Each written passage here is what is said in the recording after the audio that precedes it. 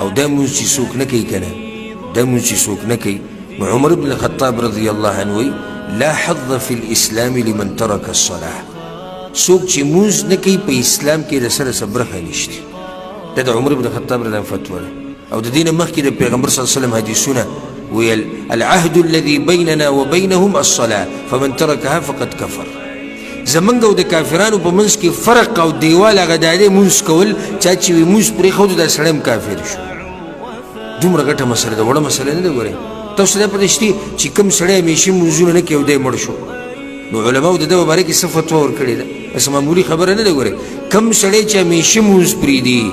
او نه یې کوي دا د ده طریقه ده او دی مړ شو نو په ده باندې به جنازه نه کوي دی به لمبې نه دی به کفن کې نه دی به د مسلمانانو په مقبره کې نه خښې او د ده دپاره به د بخاني دعاګانې نه غواړي څه معمولي خبره ده ته مونځ نه کوې دا وړه خبره ده د مونځونو اهتمام کوئ او دا ما چې کوم وایي چې ډېر مونځونه کول تا رسوي دغه مرتبې ته چې د پیغمبر سره ګاونډي شي مطلب دا دی چې د دې فرضونه علاوه نفلي مونځونه به ډېر کې فرض خو به کې فرض خو لازم دي مطلب دا چې یو سړی فرض مونځ کوي او د هغې سره سره نفلي مونځونه هم ډېر کوي د فرض مانځ سره چې کوم سنت دي دغه شان تهجد کوي او دا پرېږدي نه په مخه کوي دا سړی به پیغمبر صلی الله علیه وسلم سره جنت کې ګاونډي دا مطلب ټولو ته دا نصیحت دی چې د مانځه اهتمام کوئ الله به د ټولې مسلې اسانه کړي خو دا مه کوئ چې سحر په 5 بجې بانګ وایي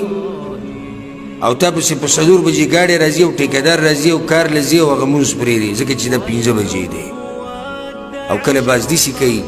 چې کله دا مونځ دی ډیوټۍ د دې ټیم نه مخکې نو بیا یې پرېږدي که ډیوټۍ کې راځي هم پرېږدي که مخکې هم راځي پرېږدي مړه وایي دین نه هم څه مذاق جوړ کړی دی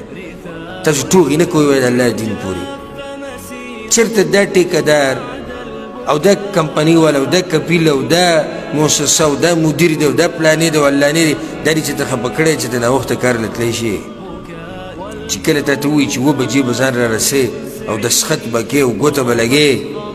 نو ته کوشش دا کوې چې په کوم 7 ورسې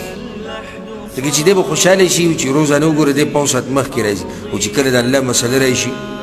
نو یا خو مونځ بلکل کوي نه د سحر ده او یا که کوي نو د ښځو په شان په کوټه کې دننه ولاړي د خپل کټ په خوا کې